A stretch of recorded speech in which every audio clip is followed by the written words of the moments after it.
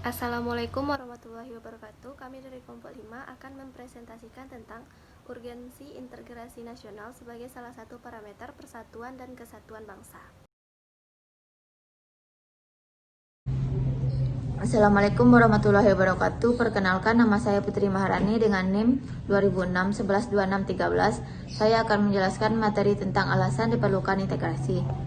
Integrasi nasional penting untuk diwujudkan dalam kehidupan masyarakat Indonesia, karena di Indonesia merupakan negara yang dikatakan masih mencari jati diri.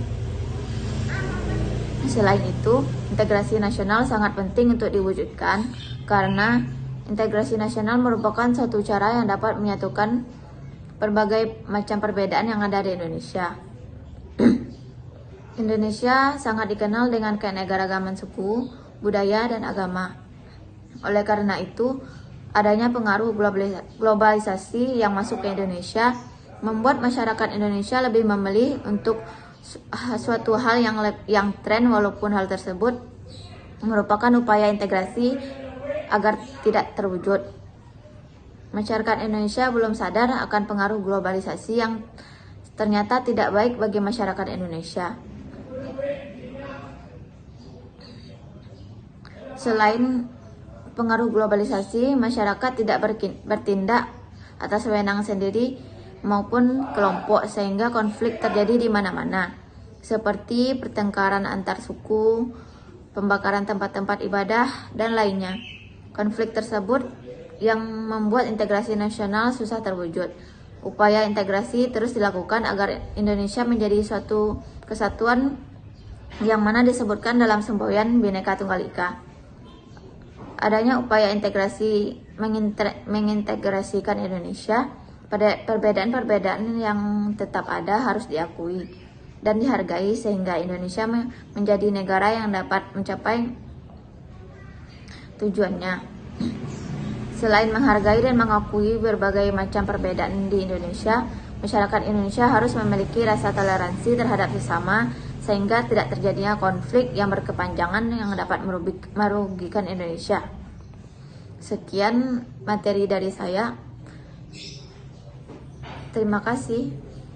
Baiklah, perkenalkan, nama saya Anissa, NIM 20061157. Saya akan melanjutkan materi selanjutnya, yaitu menggali sumber histori, sosiologi, dan politik tentang integrasi nasional. Secara histori, ternyata sejarah menjelaskan bangsa kita sudah mengalami pembangunan integrasi. Dalam sejarah perkembangan integrasi di Indonesia, yakni 1. Model integrasi premium Majapahit, 2. Model integrasi kolonial, 3. Model integrasi nasional Indonesia. Secara sosiologi, integrasi nasional berkembang dengan adanya proklamasi mengubah bangsa yang terjajah menjadi bangsa yang merdeka dan bebas. Proses penyesuaian di antara unsur yang berbeda sehingga mencapai kerahasiaan fungsi dalam kehidupan bermasyarakat. Secara politik, hasrat untuk bersatu sebagai satu kesatuan bangsa terrealisasi melalui konsensus nasional, yaitu Sumpah Pemuda 28 Oktober 1928. Kemudian untuk bersatu disadari oleh para perintis kemerdekaan sehingga bentuk Negara Kesatuan Republik Indonesia merupakan pilihan nyata mereka sebagai satu perwujudan integrasi nasional. Baiklah, saya Mesya Misel, NIM 2006 134989 akan menjelaskan tentang perkembangan sejarah integrasi di Indonesia. Perkembangan sejarah integrasi di Indonesia terbagi menjadi 3. Yang pertama yaitu model integrasi Imperium Majapahit. Model integrasi ini bersifat kemaharajaan. Dimulai dengan konsentris pertama, yaitu Kerajaan Nara Agung, Pulau Jawa dan Madura diperintah langsung oleh raja dan saudara-saudaranya. Sedangkan yang wilayah kedua, yang di luar Jawa, mancanegara dan pasisiran, merupakan kerajaan otonom. Konsentris ketiga, Tanah Sabrang, adalah negara di mana Majapahit menjalin hubungan diplomatik dan hubungan dagang antara lain dengan Champa, Kamboja, atau Thailand. Yang kedua itu model integrasi kolonial. Pemerintah tidak memiliki dukungan massa yang berarti. Integrasi model kolonial tidak mampu menyatukan segenap keragaman bangsa Indonesia, tetapi hanya menciptakan kesediaan tunggal pada penguasa kolonial. Ini dicapai pada abad 20, integrasi atas wilayah Hindia Belanda. Yang ketiga, model integrasi nasional Indonesia. Ini merupakan proses integrasinya bangsa Indonesia setelah merdeka tahun 1945. Model integrasi nasional ini diawali dengan tumbuhnya kesadaran berbangsa khususnya pada diri orang Indonesia yang mengalami proses pendidikan sebagai dampak dari politik etis pemerintah kolonial Belanda. Mereka mendirikan organisasi pergerakan baik yang bersifat keagamaan, kepemudaan, kedaerahan, politik, ekonomi, perdagangan, dan kelompok perempuan.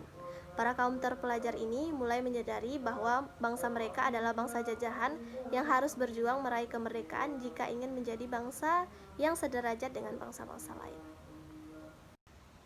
Penumbuhan kesadaran berbangsa dilalui dengan tahapan sebagai berikut. Yang pertama itu masa perintis. Masa perintis yaitu masa awal dirintisnya semangat kebangsaan melalui pembentukan organisasi-organisasi pergerakan.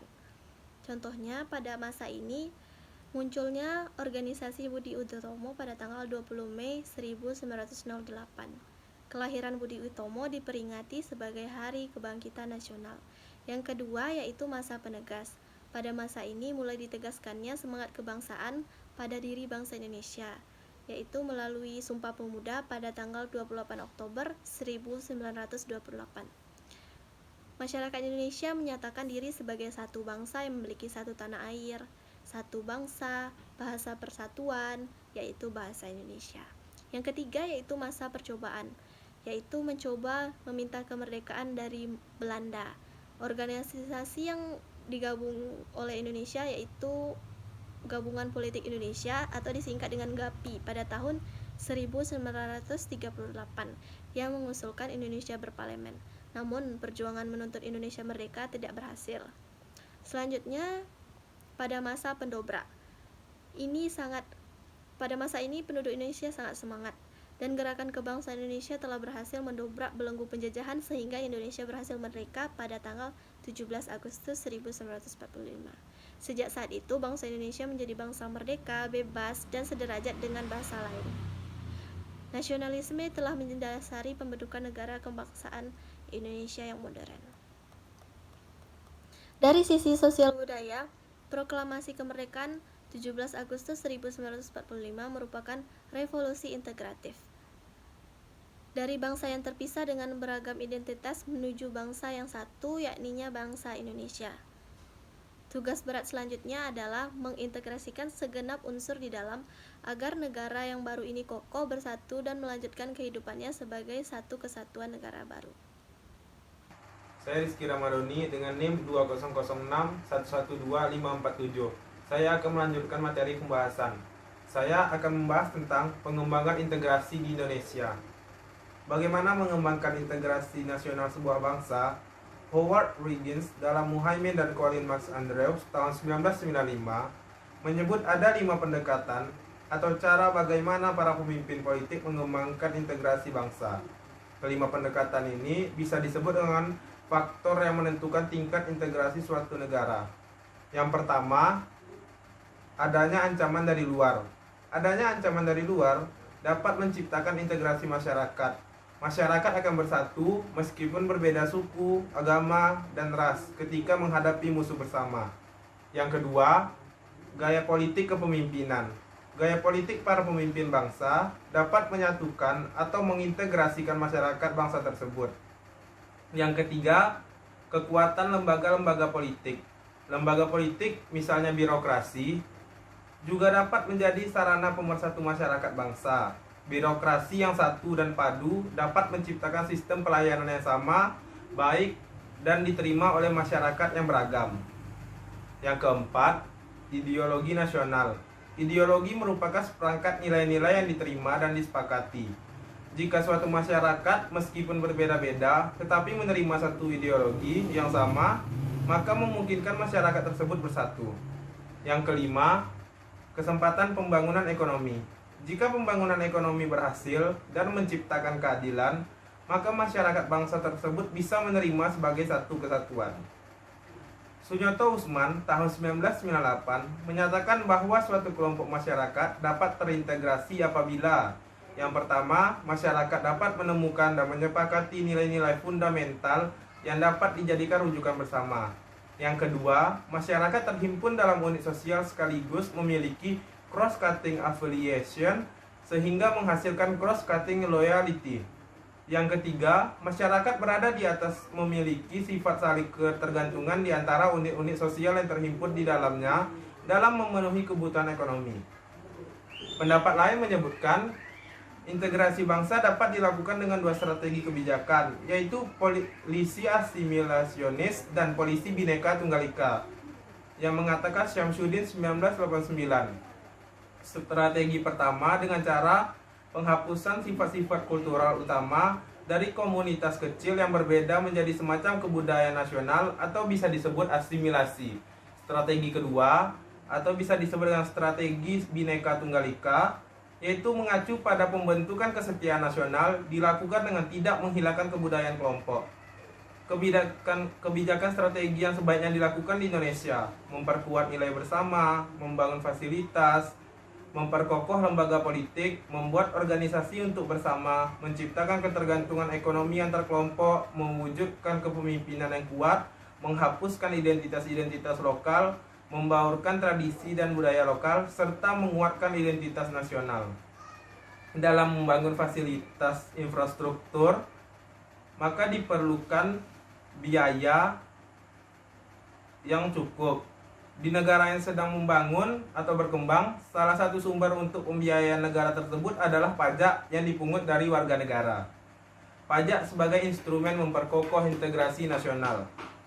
Salah satu tujuan negara Republik Indonesia dalam alinea keempat pembukaan Undang-Undang Dasar 1945 adalah memajukan kesejahteraan umum. Kesejahteraan umum akan dapat dicapai atau akan lebih cepat dicapai apabila keuangan negara sehat, atau dengan kata lain negara memiliki dana yang cukup untuk membiayai seluruh kegiatan yang diperlukan untuk menunjang tujuan negara. Baiklah, saya Sri Anggun, NIM 2006110895 akan menjelaskan materi selanjutnya, yaitu dinamika dan tantangan dalam membangun integrasi. Yang pertama, dinamika integrasi nasional di Indonesia. Dinamika integrasi nasional bisa kita contohkan pada peristiwa integrasi berdasarkan 5 jenis integrasi sebagai berikut. Yang pertama, integrasi bangsa. Tanggal 15 Agustus 2005 melalui Memorandum of Understanding di Vantaa, Helsinki, Finlandia, pemerintah Indonesia berhasil secara damai mengajak Gerakan Aceh Merdeka atau GAM untuk kembali bergabung dan setia memegang teguh kedaulatan bersama Negara Kesatuan Republik Indonesia atau NKRI. Yang kedua, integrasi wilayah. Melalui Deklarasi Juanda tanggal 13 Desember 1957, pemerintah Indonesia mengumumkan kedaulatan wilayah Indonesia, yakni lebar laut teritorial seluas 12 mil. Dengan deklarasi ini, maka terjadi integrasi wilayah teritorial Indonesia. Yang ketiga, integrasi nilai. Pengalaman mengembangkan Pancasila sebagai nilai integratif terus-menerus dilakukan. Misalnya melalui kegiatan pendidikan Pancasila, pendidikan kewarganegaraan, baik mata kuliah di perguruan tinggi maupun di sekolah. Yang keempat, integrasi elit massa. Dinamika integrasi elit massa ditandai dengan seringnya pemimpin mendekati rakyatnya melalui berbagai kegiatan, misalnya kunjungan ke daerah, temu kader PKK, dan kotak pos presiden. Dan yang terakhir, integrasi tingkah laku atau perilaku integratif. Mewujudkan perilaku integratif dilakukan dengan pembentukan lembaga-lembaga politik dan pemerintahan termasuk birokrasi. Selanjutnya yang kedua, yaitu tantangan dalam membangun integrasi. Terbagi menjadi 2 dimensi. Yang pertama, dimensi horizontal. Tantangan yang ada berkenaan dengan pembelahan horizontal yang berakar pada perbedaan suku, agama, ras, dan geografi. Dan dimensi yang kedua, dimensi vertikal. Tantangan yang ada adalah berupa celah perbedaan antara elit dan massa, di mana latar belakang pendidikan kekotaan menyebabkan kaum elit berbeda dari massa yang cenderung berpandangan tradisional. Di era globalisasi, tantangan itu ditambah oleh adanya tarikan global, di mana keberadaan negara bangsa sering dirasa terlalu sempit untuk mewadahi tuntutan dan kecenderungan global.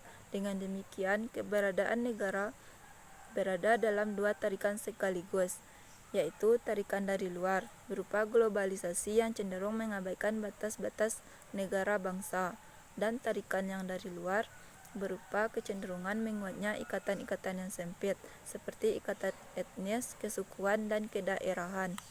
Di sisi lain, tantangan integrasi juga dapat dikaitkan dengan aspek-aspek lain dalam integrasi, yakni aspek politik, ekonomi, dan sosial budaya.